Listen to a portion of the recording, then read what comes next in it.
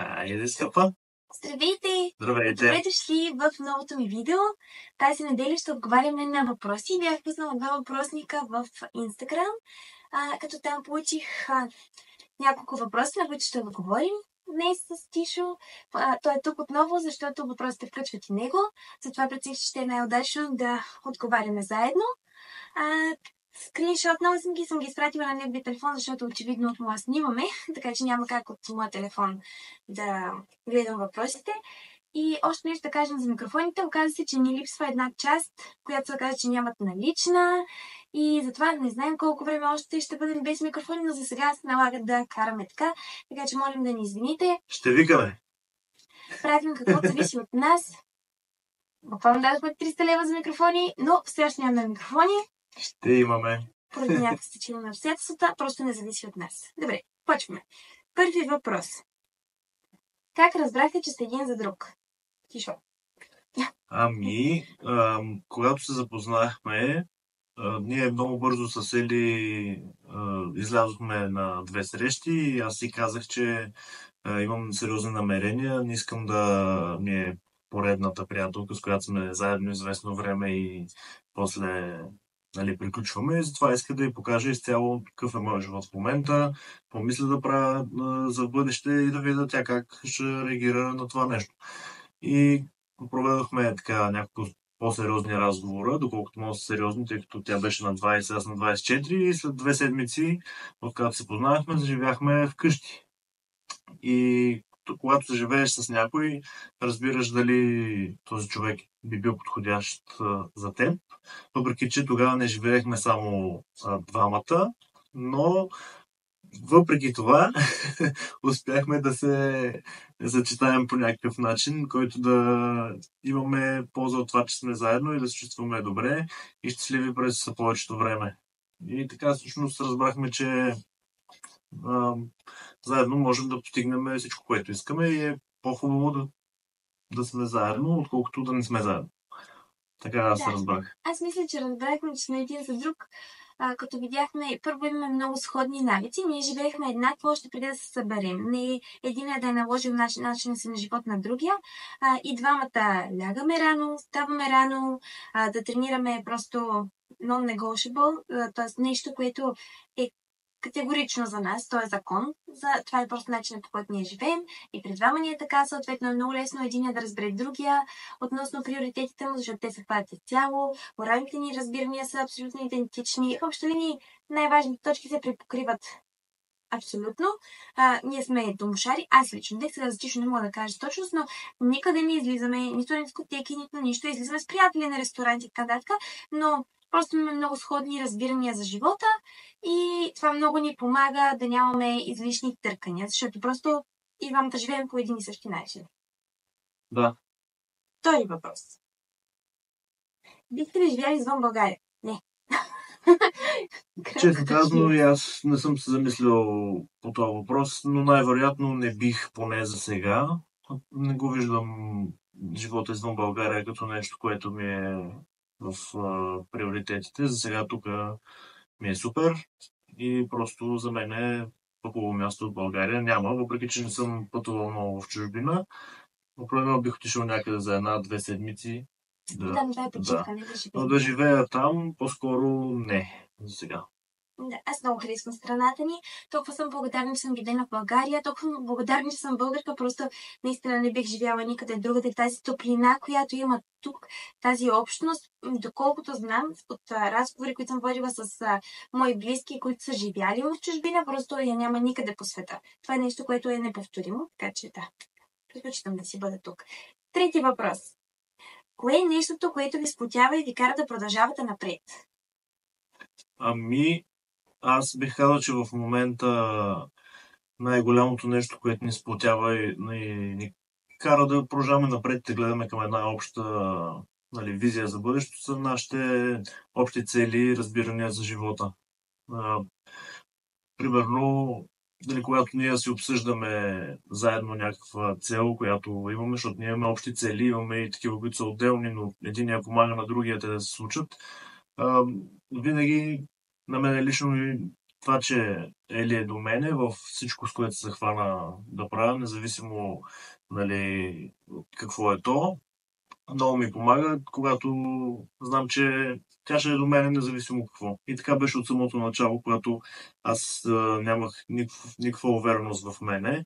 А, и просто ти трябва някой, който да повярва, в случая това беше тя. И така нещата се случват. Нали? Естествено, не може само с вяра, трябва и да действаш. Но да, защото аз мога да стоя тук на дивана и да си вярвам цял ден, че ще стана примерно милионер или така нататък, но няма да се случи докато съм тук. Да, аз мисля, че много ни сплотява това, че имаме общи цели. Той го каза, но да ми Да. отговор на въпроса, че имаме общи цели и в, нали, свързани с фитнеса и професионално развитие, имаме общи цели, примерно и с състезанието, защото очевидно Тишо е мой треньор, аз имам състезателни цели, така че реално сме заедно в тия цели. И така. Да. И всичко е по-хубаво заедно. Четвърти въпрос. Ако можехте да промените едно нещо в миналото, кое ще да бъде то? Аз нищо не бих променила, защото ще да промени и настоящето ми. Аз не искам да променям настоящето ми, защото много обичам живота си. Безкрайно благодарна съм за живота, който имам. Благодаря много. Не знам какво съм заслужила, но много го ценя. Благодаря много. Така че нищо не бих променила. Ами аз по принцип бих отговорил по същия начин, даже тъй като разглеждах въпросите естествено малко преди да почнем видеото, това си помислих същото, но като цяло, да, ако променим нещо в миналото ни, най-вероятно бъдещето ни, което е сегашната ни реалност, няма да е същото. Така че аз нямаше как да знам дали ние от 5 години и половина вече сме заедно. Иначе бих отишъл от 10 години преди това в Ловеч, да те взема там от... По-добре да не виждаш там. Да, по-добре да не те виждам там, защото най-вероятно тогава нямаше да бъдем... Ще да те асоциирам с нещо гадно. Да. Така че... най-вероятно в личен план нещо, което примерно може би нямаше да промени толкова много нещата, е да действам по-отрано сам, да бъда малко по-уверен и да почна по-отрано да чета книги и да слушам разни хора, които в моите очи са успешни и дават абсолютно безплатни съвети как и ти можеш да бъдеш, но ако действаш. Пети въпрос. Как си пресмятаме калориите? Да, малко различна тема. Как трябва да знаеш, че на 1 грам белтъчини има 4 калории, на 1 грам въглехидрати също 4, на 1 грам мазнини има 9 калории. И вече оттам може да изхождаш, ако си тренираш човек, както предполагам, че си, гледаш колко килограма си в момента и ако искаш да сваляш, взимаш числото, което искаш да бъдеш. Да кажем, ако си 90 кг и искаш 80, взимаш 80 и го умножаваш по 2. И това са ти белтъчините за деня 160. И тях умножаваш по 4 калории, това са ти калории от белтъчини. После взимаш мазнините, взимаш си личното тегло, умножаваш го по 0,8 или нещо от сорта. Взимаш числото, което се получи, умножаваш го по 9. Това са ти мазнините. Събираш белтъчините и мазнините и се получава една цифра. Не знам каква е тя за тебе. Направи го до тук. След което въглехидратите, както вече знаеш, на 1 грам са 4 калории. Слагаш толкова грама, примерно да кажем 200 грама, 800 калории, ги добавяш към общите. Виждаш, те станаха около 2000, примерно, или 2200-300. Храниш се по този начин и просто виждаш дали тялото ти сваля килограми или задържа килограми или качва килограми. Естествено, не е само до храната, трябва и да тренираш правилно, да спиш достатъчно и като цяло да си оптимизираш ежедневието. Не знам на каква възраст си и така нататък.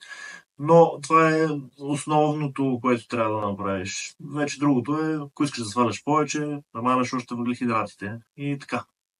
Горе-долу е това. Аз въобще никога не съм изследила калориите. Абсолютно никакъв етап на живота ми. Аз съм се подготвила с това и очевидно нали съм се справила добре с тях. Така че това с калориите... Да. 6 въпрос. Как решихте да си отворите фитнес? Заедно. Решихме го с доста размисли преди това. Според мен не беше лесно решение, въпреки че и двамата много го искахме, но аз отново, с моите лимитиращи вярвания, не можех да повярвам, че това първо е възможно да ми се случи на мене, докато пък Ели е противоположност на мене в това нещо и тя има много по-голяма визия от мене за нещата, дори и до ден днешен.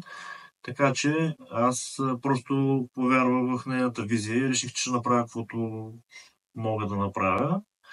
И така решихме. После останалото е история. Да. Ами как го решихме? Ние по принцип планирахме, не знаехме какво да очакваме от това да отворим фитнес и решихме, че ще направим зала, която отговаря на нашите изисквания, на това, което ние търсим като услуга и там да си водим нашите клиенти. И вече който друг иска, е добре дошъл в нашето фитнес семейство, пак казвам, заключвайте с телефон. В нашето фитнес семейство.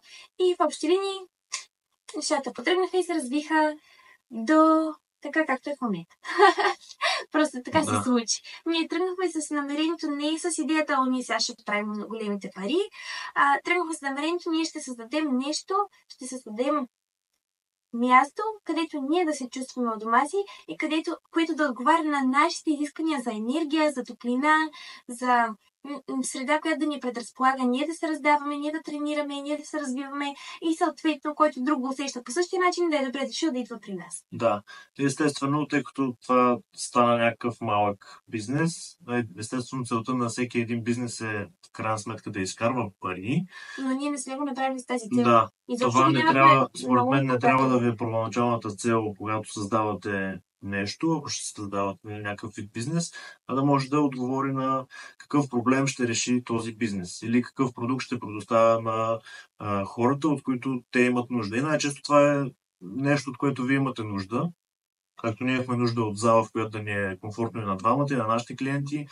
И да, трябваше да се стопанисваме ние в началото и до ден днешен не е лесно, но тъй като правиме някаква добра печалба от нея, всичко тези пари са еквивалента на стойността, която ние даваме за хората в града ни, а и не само в града. Така че ние използваме тях, за да може да създаваме още стойност и още хубави неща и допълнения към залата, а не за собствена изгода. Това е много важно, поне първите 5 години, в които правите бизнес. Това е моето мнение. Така че, да. Добре. Следния въпрос. От колко години сте започнали да тренирате? От колко време тренираме? Да кажем, че това е. От колко време тренираме? Ти ли ще отговориш първо? Аз тренирам от 8 клас. Да, как започна? Ами това е следващия въпрос, как се запалихте? Окей. Добре, тренирам от 8 клас, после ще кажеш. Аз тренирам от 6 клас. Добре. Да. Осми въпрос. Как се запалихте по фитнес? Което при тебе 8 клас колко години прави? 8 клас си на 16, сега си на 26. 14 ли си? Не. Да, на 14. На 14. Значи 12 години вече. По спорт, нали, не по фитнес, тъй като аз първо съм тренирал лека атлетика. При мен е 6 клас, съм на 12. Аз спорт от 2 клас. Да, то и аз 2 клас съм играл футбол. Говорим систематично. Аз бях по волейбол в 2 клас. Извинявай. И ходих на тренировки за плавител. Общо взето, да. Фитнес вече 12 години. Добре, как се запалихте по фитнеса? Аз бях записана на сила в немски език в Лодж. Да започнем от там. И пробвах всичко. Пробвах да рева, пробвах да умолявам, пробвах да викам и да обиждам. Нищо не проработих, не ме отписах. И не ме записаха в спортно училище, както аз си мечтаях. Защото тренирах волейбол и много, много бях запалена по това нещо. Исках да бъда професионален волейболист. Но те ми казаха, че това няма да се случи. Ще уча немски език, ще запиша медицина и ще имам стаж в Германия. Там ще ходя да специализирам в Германия. Така. Съответно, аз ударих бойкот. Казах, щом така ще си играя. Казах найн. И отивам и започнах да прекарвам всяко едно възможно свободно време в спортната зала. Дори беше забранено да заключиш ученик вътре в салона. Той беше някакъв европроект, беше много голям. Но всичките ми учители по физическо, дори тези, които не ми преподаваха, ме познаваха и знаеха, че аз действително ще тренирам, ако ме остават вътре и ме заключваха. Нямаше никакъв проблем с това. И си стоях аз заключена 4-5 часа в салона и си упражнявах пас отгоре, пас отдолу, там по едни линии по стената, упражнявах себе си в различни зони и така нататък. И просто един ден установих, че има една стайчка, допълнителна, където има фитнес оборудване, влязох, реших да пробвам, видях, разбира се, в 8 клас много бързо има промяна в физиката, ти ако започнеш, пак се заключи, ако започнеш да тренираш и до сега не си имал досег с фитнес тренировки. Та много бързо видях промяна в физиката си, много бързо почнаха да ми го казват, че имам промяна в физиката ми и аз съответно се запалих. Хареса ми, нормално е, като виждаш, че има положителен резултат от усилията ти, пък и си казах, че може да им помогне с представянето ми в волейбола.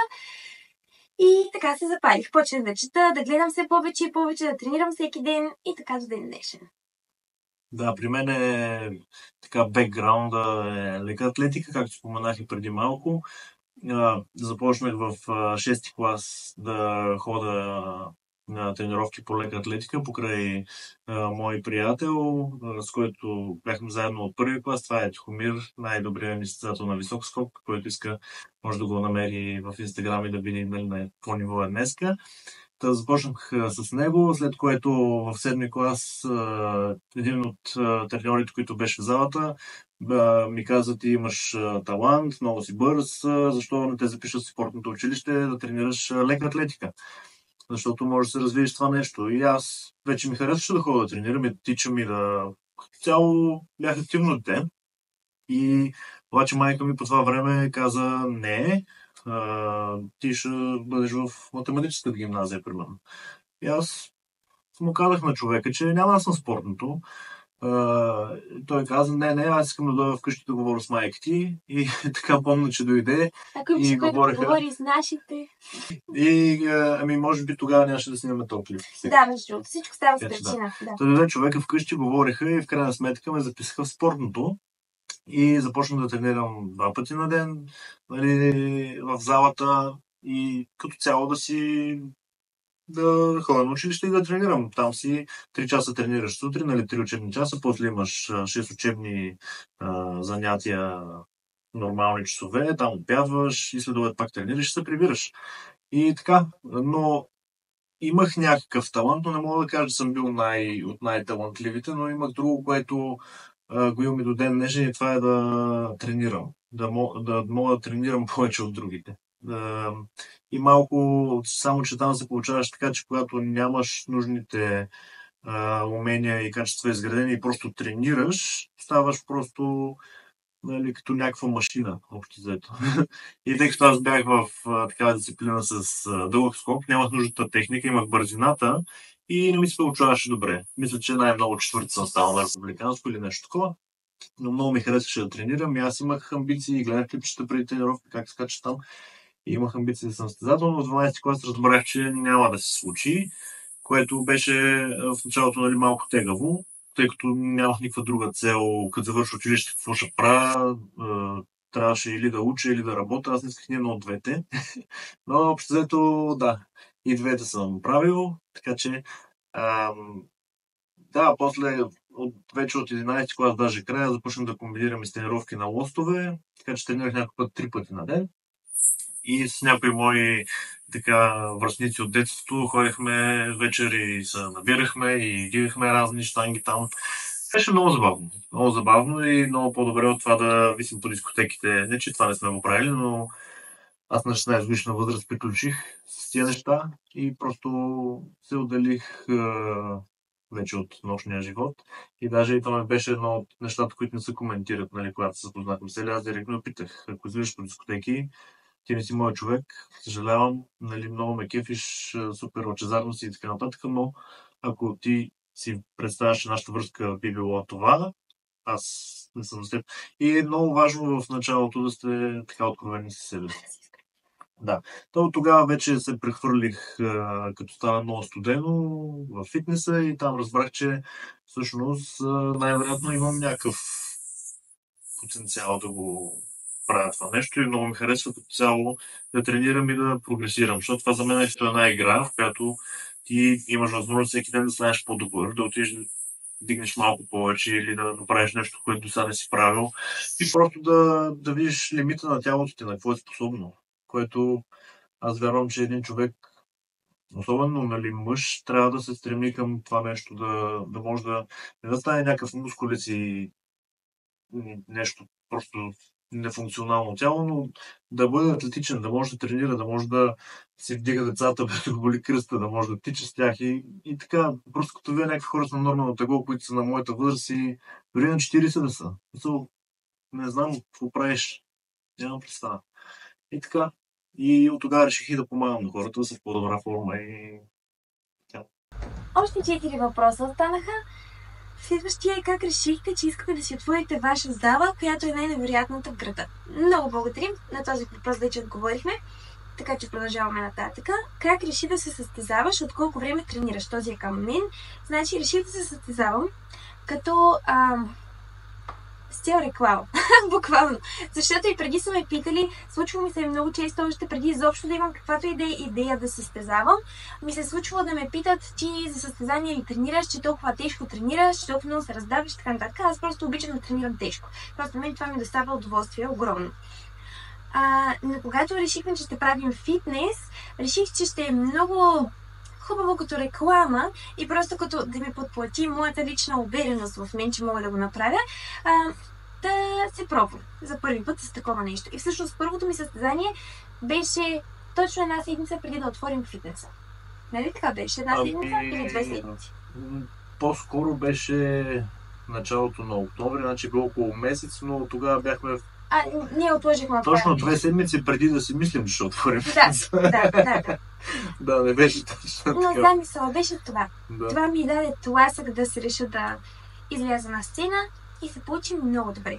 И другото беше от колко време тренираш, което вече казах. Да. Аз също съм се състезавал, точно преди да се запозная с Ели, така че на мен този процес за подготовка за състезание също ми е много, така познат ми е, не съм излизал на 100 състезания, но определено да преминеш през една подготовка е много трудно психически, но това пък те изгражда като човек и затова, честно казвам, доста бодибилдери, които са били успешни в спорта или са състезавали, дори да не са ставали на първо място, после биват успешни в други сфери, тъй като това, което се изисква да си успешен в фитнес средата, в спорта като цяло, в бодибилдинга, тъй като това е най-трудният спорт за мен, той е 24/7, 365 дни в годината. Това се изисква и да си успешен и в връзката си, в бизнеса си. Общо взето това се изисква същите качества, просто приложени по различен начин. И затова ние обичаме всеки ден да ги прилагаме на тренировка. Следващ въпрос. Това беше. Как успявате вече повече от 2 години, въпреки натовареното ежедневие, предвид персоналните тренировки и други неща, с които съпровождат всеки един бизнес, вие се подготвяте за състезания, явявате се, печелите, направите свой сватен ден и още куп други неща, за които е нужно време, а вие не спирате. Откъде е сила и енергия за всичко това? Много хубав въпрос, благодарим за него. Ти ли ще кажеш твоето мнение или първо аз? Имахме много силно защо. Много силно защо го правим това нещо. Тъй като ние знаехме, че ще е трудно, когато започнахме. Още когато се почна да ни се явява тая идея да направим зала и вече покрай нея всички други неща, знаехме, че това ще е трудно. Няма да е лесно, но не знаехме точно колко. Въпреки това, нашето защо, което е причината, всъщност, на която всеки трябва да се отговори защо правя това нещо, е много силно и то ни кара всеки ден да продължаваме да правим това, което правим, дори в моменти, които не ни се прави. Да. Така че това за нас е, ако ние направим това нещо и просто не се откажем и го разраснем по начин, по който ние искаме да бъдем, това на нас би ни гарантирало едно спокойствие, на нашите близки също, и няма да можем да изпаднем в толкова лесно в ситуация, в която да сме безпомощни. Да. Реално гледам да какво друго да правим. Мисълта ми е, че ако нямаш някакви цели, които да те движат напред, какво ще правиш? Ще ти е скучно. Нали пак само да прочета, че това е доста така. Натоварено ежедневие, 2 години, персонални тренировки. Ние персонални тренировки си правихме и преди това, преди да отворим залата. В последните Просто замисъл ни беше да си ги правим в нашата си зала, не да обикаляме целия град, така че това ни улесни до някаква степен с персоналите. Да, с някакви неща, които съпровождат всеки бизнес, подготвят се състезания, явяват се, печелите. Да, явяваме се на състезания, но това, както каза Ели, го прави с цел реклама. Аз съм го правил преди 5-6 години, преди да се запознаем точно с тебе, с цел да си покажа, че мога и с цел да спечеля първо място, което я направих, но не ми донесе нищо съществено, въпреки че обичам този спорт, но не бих се състезавал за момента. Сватбен ден направихме и още круг други неща, да, направихме сватбения си ден, беше много хубаво, но въпреки трудностите, нали, които ни представляваше да го подготвим, докато трябваше да развиваме и залата и другите неща, просто самия процес някакси, като се замислим, успяваме по-скоро да се наслаждаваме на процеса, а не да търсиме постоянно някаква крайна цел, защото такава няма. И последен въпрос, малко по-личен. Наследници кога? Наследници кога? Ти имаш ли да кажеш нещо по този въпрос? Не. Добре. Наследници кога? Така ли и са се ели тази тема, естествено, за децата и двамата искаме да имаме деца, но в момента сме повече фокусирани върху други аспекти от нашия живот, които отнемат от нашето време и енергия и финанси, ако щете, и всичко. Така че няма точно време за деца и двамата сме на това мнение, но най-вероятно, като успеем да постигнем конкретните цели, които сме се задали за тази година, може би и в частност малко следващата, ще можем да помислим по-сериозно и да се отдадем върху този въпрос, тъй като искаме до тогава да сме първо достатъчно подсигурени финансово, достатъчно израсли емоционално и превъзмогнали някои травми, които имаме от детството си. И да може да се отдадем на това да бъдем добри родители и да си възпитаваме децата с личен пример и просто да го правим както на нас би ни харесвало. И за в момента това е заключението, до което сме стигнали. Още не сме на етап, в който да го мислим, нали, всеки ден. И така, също ние сме на мнение, че нашите деца искаме изцяло да си ги гледаме сами. Не, че ще стоим по цял ден да се занимаваме с тях. Нали, в началото, естествено, Ели ще бъде по цял ден с него, детето или те.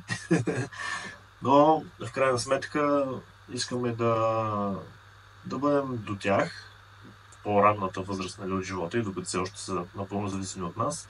Нали, знаете как повечето хора правят, когато имат деца и свърши, примерно, майчеството на майката и те трябва отново да се връщат на работа, което е окей, но детето трябва да го гледа някой.